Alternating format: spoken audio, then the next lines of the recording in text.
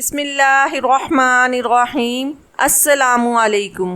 میری ماں کی خواہش تھی کہ وہ میری شادی ماہ رمضان میں کرے گی، اور وہ بھی ایک گونگی لڑکی سے۔ مجھے اپنی ماں سے بڑی محبت تھی، اس لیے میں نے ایک گونگی لڑکی سے شادی کر لی۔ میری اماں کا کہنا تھا کہ آج کل کے زمانے میں گونگی بیوی زیادہ اچھی رہتی ہے، نہ وہ زبان لڑائے گی اور نہ تو پریشان ہوگا، اور تجھے ثواب بھی ہوگا کہ تو نے ایک گونگی لڑکی سے شادی کی ہے۔ میری ہونے والی بیوی بہت خوبصورت تھی۔ میں اسے بیاہ کر لے آیا تھا اور اسے دیکھنے کمرے میں جا رہا تھا، لیکن یہ کیسے ممکن ہے کہ دوست احباب آپ کو اتنی آسانی سے کمرے میں جانے دیں؟ اس لیے مجھے کمرے کے باہر سے گھیر لیا اور صحن میں لا کر چارپائی پر پٹخ دیا۔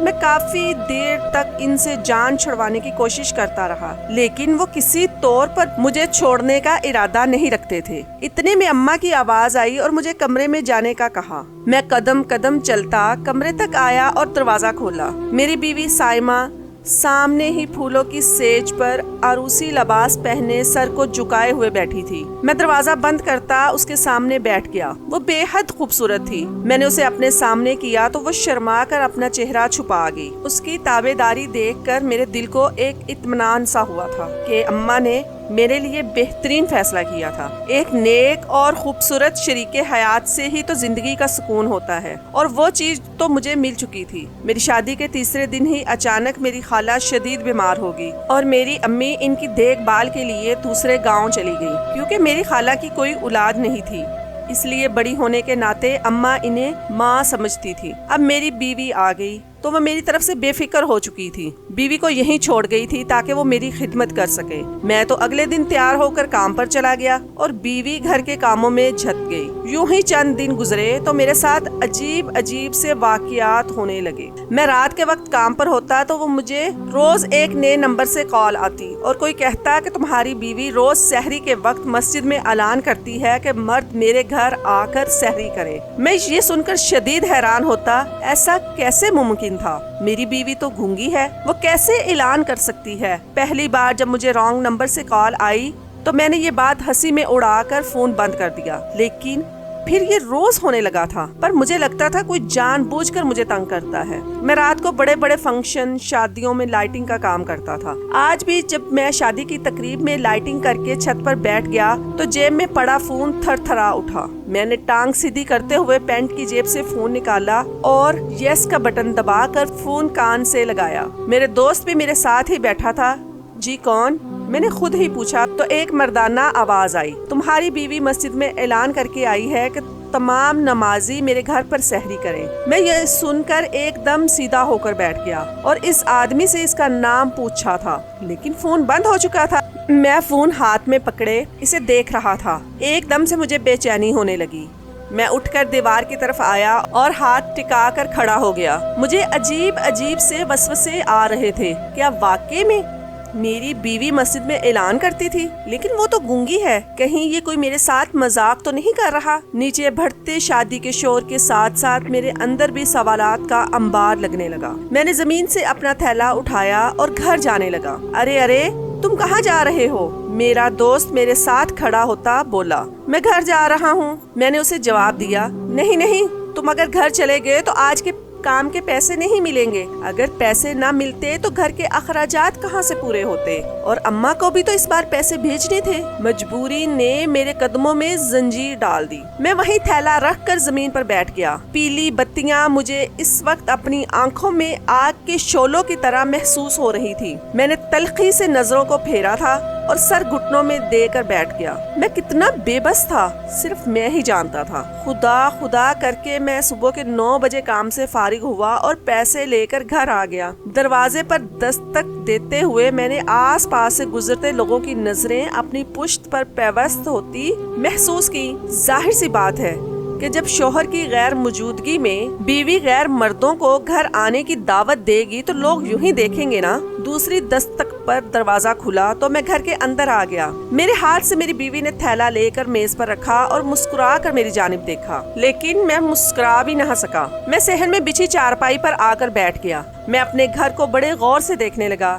ہر چیز اپنی جگہ پر موجود تھی۔ اگر گھر میں ڈھیر سارے لوگ آئے ہوتے تو یقیناً گھر کی حالت ذرا سی تو خراب ہونی تھی نا، لیکن یہاں تو ہر چیز اپنے اصل مقام پر موجود تھی۔ میں نے گھر کو دیکھتے ہی اپنی بیوی کو دیکھا، وہ کہیں سے بھی تھکی ہوئی نہیں لگتی تھی، بلکہ وہ تو حشاش بشاش میرے سامنے کھڑی تھی۔ ایک دم سے میرے ذہن میں خیال آیا، میں نے اپنی بیوی کو پانی لانے کا کہا۔ وہ سر ہلاتی پانی لینے چلی گئی۔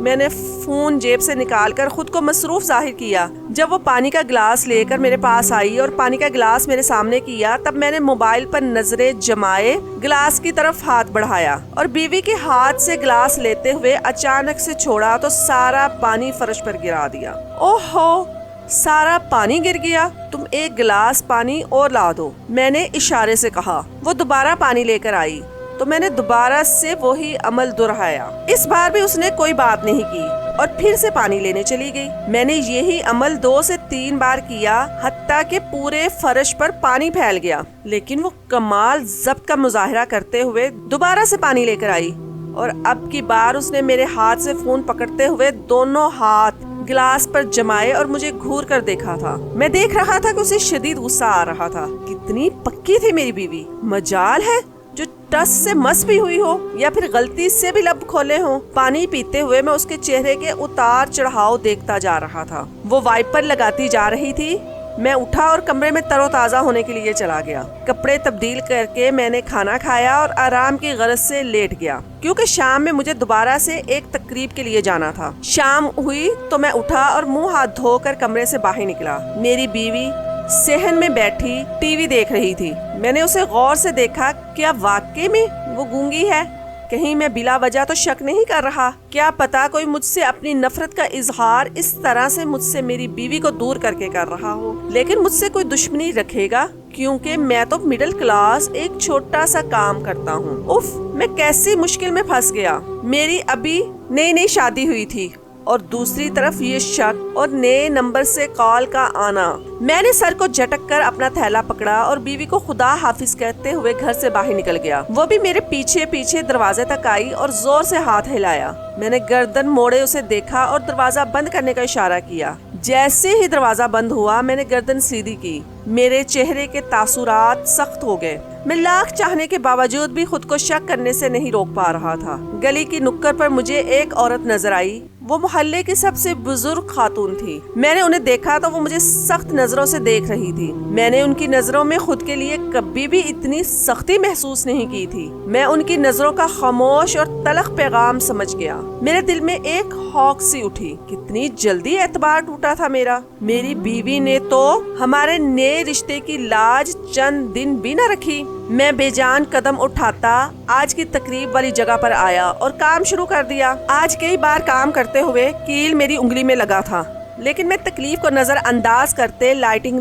ٹانگتا رہا۔ بھلا دل کے درد کے آگے جسمانی تکلیف بھی کوئی اہمیت رکھتی تھی؟ میرا ذہن مجھے بار بار بھاگ جانے کا مشورہ دے رہا تھا، لیکن ایک مجبوری نے مجھے روک رکھا تھا۔ میں نے اس وقت صرف کام پر توجہ دی۔ چند گھنٹے میں ساری لائٹنگ لگ چکی تھی۔ اب میں اور میرا دوست چھت پر بیٹھے تھے۔ اس کے بعد مجھے ایک اور جگہ پر جانا تھا۔ چند منٹ آرام کرنے کے بعد میں اٹھا اور کام کا معاوضہ لے کر دوسری جگہ پر آ گیا۔ وہاں بھی لائٹنگ کا کام تھا۔ رات کے 2 بج چکے تھے۔ میں لائٹنگ لگا کر دیوار کے ساتھ ٹیک لگا کر کھڑا ہو گیا اور گردن موڑے نیچے دیکھا۔ نیچے مہمانوں کا رش ایک دم سے بڑھ چکا تھا۔ میں نے بیزاری سے گردن سیدھی کی اور نظریں سامنے مرکوز کر لی۔ بتیوں میں بنتے بے شمار عکس اور میری بیوی کا خوشی سے تمتماتا ہوا چہرہ، مجھے ایک دم سے سب آگ میں جلتا محسوس ہو رہا تھا۔ میری آنکھوں سے شرارے پھوٹ رہے تھے۔ آنکھوں میں بڑھتی جلن پر میں نے توجہ دی بغیر کئی منظر آگ میں جھونک دیے۔ میرا فون جیب میں بجا تو میں نے فون اٹھا کر کان کے ساتھ لگایا۔ آج پھر وہی شخص تھا۔ میں نے خاموشی سے اس کی پوری بات سنی اور فون جیب میں رکھ دیا۔ آدھی رات ہو چکی تھی۔ میں وہیں زمین پر ہی لیٹ گیا۔ میری بیوی گونگی نہیں تھی تو کیا وہ مجھ سے جھوٹ بول رہی تھی؟ لیکن وہ مجھ سے جھوٹ کیوں بولے گی؟ وہ مسجد سے مردوں کو کیوں بلاتی تھی؟ اور ہاں، عورتوں کو آنے سے کیوں منع کرتی تھی؟ آخر وہ کیا کر رہی تھی؟ کہیں میری بیوی بد کردار تو نہیں تھی؟ کہیں وہ نیک سیرت ہونے کا ڈرامہ تو نہیں کر رہی تھی؟ لیکن یہ سب کر کے اسے کیا ملے گا؟ ساری رات میری خود سے سوالات کرتے اور نتیجہ اخذ کرتے گزر گئی۔ صبح 9 بجے کے قریب میں تقریب سے فارغ ہو کر اپنا معاوضہ لیتے سڑک تک آیا تھا اور ایک دکان پر گیا جہاں سے اماں کو پیسے بھیجنے تھے۔ میں نے آنکھیں مسلتے ہوئے اماں کو پیسے بھیجے اور چھوٹے چھوٹے قدم اٹھاتا گھر کی طرف روانہ ہو گیا۔ آخر وہ آدمی کون تھا جو روز مجھے فون کرتا تھا، اور وہ مجھے یہ کیوں بتاتا تھا کہ میری بیوی گونگی نہیں؟ وہ آدمی مجھ سے کیا چاہتا تھا؟ میں یہی سوچتے گھر کی گلی تک پہنچا تو بے شمار مردوں نے رک کر مجھے دیکھا۔ ان سب کی نظریں مجھے شدید اذیت میں مبتلا کر رہی تھی۔ میں سر جھکائے کر کے دروازے تک آیا اور تھکے تھکے انداز میں دستک دی۔ دروازہ فوراً ہی کھل گیا۔ میں نے بے تاثر نگاہوں سے اپنی گونگی بیوی کو دیکھا اور صحن میں بچھی چارپائی پر آ کر بیٹھ گیا۔ تب تک وہ پانی کا گلاس لے کر آ چکی تھی۔ میں نے پانی پی کر گلاس اسے تھمایا اور کمرے میں آ گیا۔ وہ بھی پیچھے پیچھے کمرے میں داخل ہوئی۔ میں نے ترچھی نظروں سے اسے دیکھا۔ وہ ہاتھ کی انگلیاں چٹکا رہی تھی، شاید وہ کچھ کہنا چاہ رہی تھی۔ مجھے لگا کہ اب تو وہ ہر صورت منہ سے کچھ بولے گی، لیکن ایسا نہ ہوا۔ اس نے آگے بڑھ کر میری قمیض کھینچی۔ میں نے حیرت زدہ ہو کر اس کے ہاتھوں کی طرف دیکھا۔ وہ کتنی معصوم تھی۔ اس کے چہرے پر ایک پل کے لیے مجھے ہر چیز دھوکا لگنے لگی، لیکن دوسرے ہی لمحے میں سنبھل چکا تھا۔ میں نے اس کا ہاتھ اپنی قمیض سے ہٹایا اور بیڈ پر لیٹ گیا۔ عید آنے والی تھی۔ وہ اشاروں سے مجھے گھر میں ختم ہوئی چیزوں کے بارے میں بتا رہی تھی۔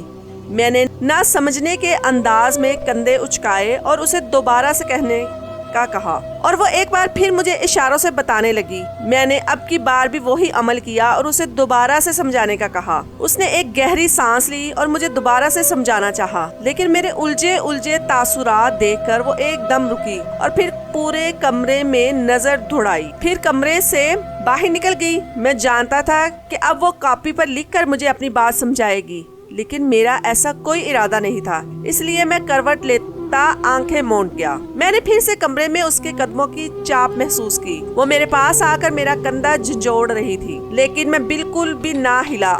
آخر تھک ہار کر اس نے کاپی پینسل میز پر پٹکی اور کمرے کی بتی بند کرتی ہوئی باہر چلی گئی۔ اس کے جاتے ہی میں نے آنکھیں کھول کر خالی اندھیرے والے کمرے کو دیکھا۔ میری زندگی اس سے بھی زیادہ کہیں تاریک ہو چکی تھی۔ میں نے دوبارہ آنکھیں بند کر لیں۔ رات کو میری آنکھ فون کے بجنے سے کھلی۔ میرا دوست مجھے کام پر بلا رہا تھا۔ میں نے فون بند کر کے پہلو میں سوئی اپنی بیوی کو دیکھا۔ رات کے 10 بج رہے تھے۔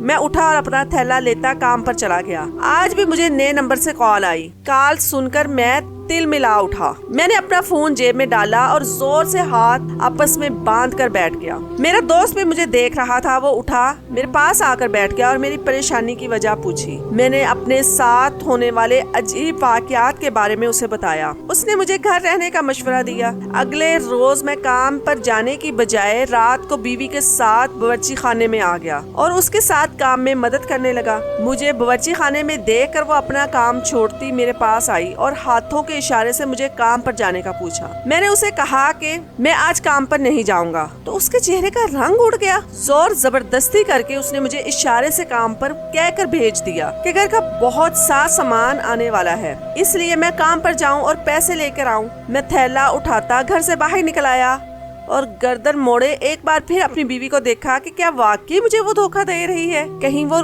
اور کسی کے ساتھ تو نہیں۔ میں نے اپنی سوچوں کو جھٹکا تھا اور سامنے دیکھا آج کل محلے کے لوگ مجھے عجیب نظروں سے دیکھنے لگے تھے۔ ان کی آنکھوں میں ناچاہتے سوالات مجھے الجھن میں مبتلا کرتے جا رہے تھے۔ میں سر جھکائے جوتے پر نظریں جمائے کام پر آ گیا اور کام کرتا رہا۔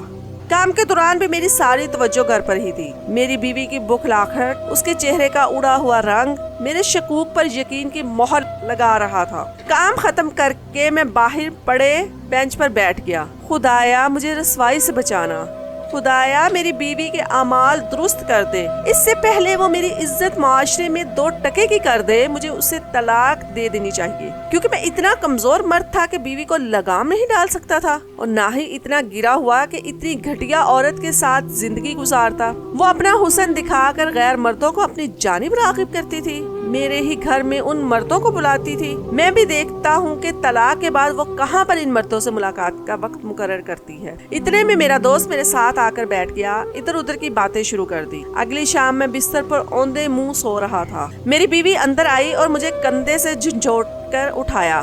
میں نے آنکھیں کھول کر اسے دیکھا۔ میں نے اسے کہا کہ آج میری طبیعت ٹھیک نہیں ہے، اس لیے میں آج کام پر نہیں جاؤں گا۔ میری بات سن کر اس نے مجھے ایک نظر دیکھا اور کمرے سے باہر چلی گئی۔ رات کو کھانے کے بعد اس نے مجھے چائے بنا کر دی اور خود بھی چائے لے کر کمرے میں پڑے صوفے پر بیٹھ گئی۔ میں نے سرخ ہوتی آنکھوں سے چائے سے اٹھتی بھاپ میں اس کا عکس دیکھا تھا۔ شاید میری نظروں کی تپش تھی کہ میری بیوی نے نظریں اٹھا کر مجھے دیکھا۔ اس کے دیکھتے ہی میں نے اپنی نظریں چائے کے کپ پر مرکوز کر لی۔ وہ بستر پر آ کر لیٹ گئی تھی۔ میں نے بھی خالی کپ میز پر رکھا اور لیٹ گیا۔ مجھے میرا سر بھاری ہوتا محسوس ہو رہا تھا۔ میں نے آنکھیں کھولنے کی کوشش کی، لیکن سب دیکھتے ہی دیکھتے میری آنکھوں کے سامنے اندھیرا چھا چکا تھا۔ میرا ذہن تاریخوں میں ڈوبنے لگا تھا۔ پھر میری آنکھیں بند ہوئیں اور ہر طرف اندھیرا چھا گیا۔ صبح میری آنکھ کھلی تو میرا سر بھاری تھا۔ میں نے دیکھا تو بستر خالی تھا۔ میں دکھتے سر کو تھامے اٹھا اور باتھ روم میں چلا گیا۔ سر پر 5 منٹ پانی ڈالنے کی وجہ سے میں کافی حد تک ٹھیک محسوس کر رہا تھا۔ کمرے سے باہر نکلا تو بیوی مسکراتی ہوئی میرے سامنے آئی۔ میں اتنا بیوقوف تو نہیں تھا کہ سمجھ نہیں پاتا۔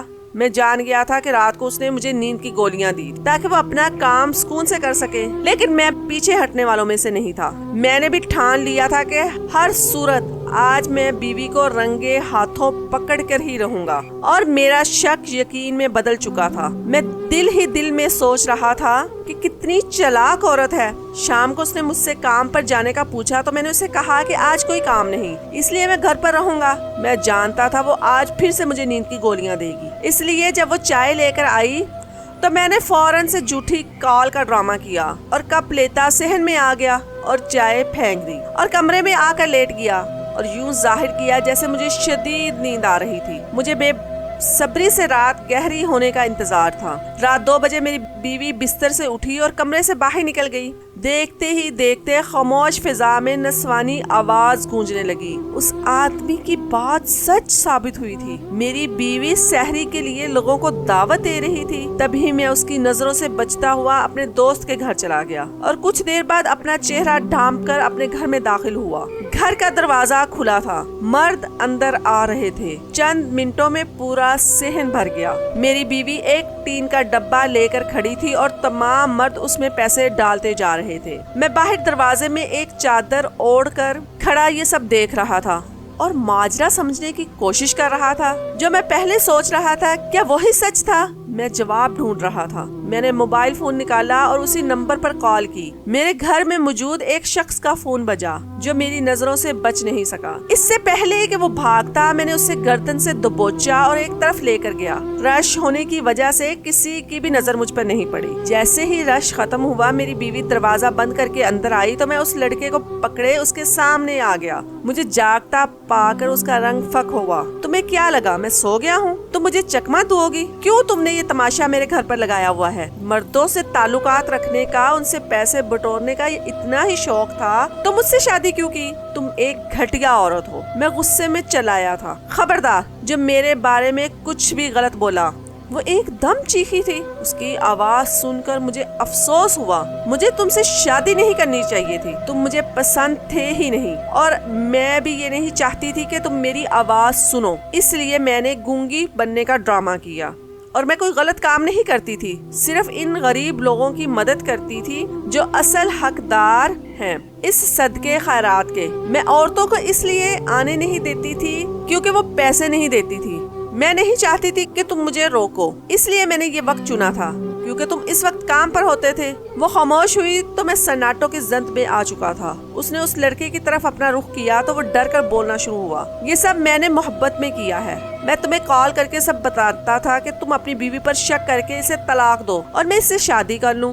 وہ آدمی بول کر چپ ہوا تو میں نے اپنی بیوی کی جانب دیکھا اور پوچھا کہ کیا تم بھی اس سے محبت کرتی ہو؟ اس نے کہا نہیں، ہاں یہ میرے محلے دار ضرور ہے مگر میرا اس کے ساتھ کوئی تعلق نہیں۔ میں نے اس لڑکے کو مار پیٹ کر گھر سے نکال دیا۔ میری بیوی نے مجھ سے بہت بار معافی مانگی اور بتایا وہ شادی کرنا ہی نہیں چاہتی تھی، لیکن مجھ سے شادی کرنے کے بعد اسے احساس ہوا کہ وہ میرے ساتھ ایک خوشحال زندگی گزار سکتی ہے، لیکن وہ گونگی بننے کا ڈرامہ کر چکی تھی، اس لیے سچ بتانے سے ڈر رہی تھی۔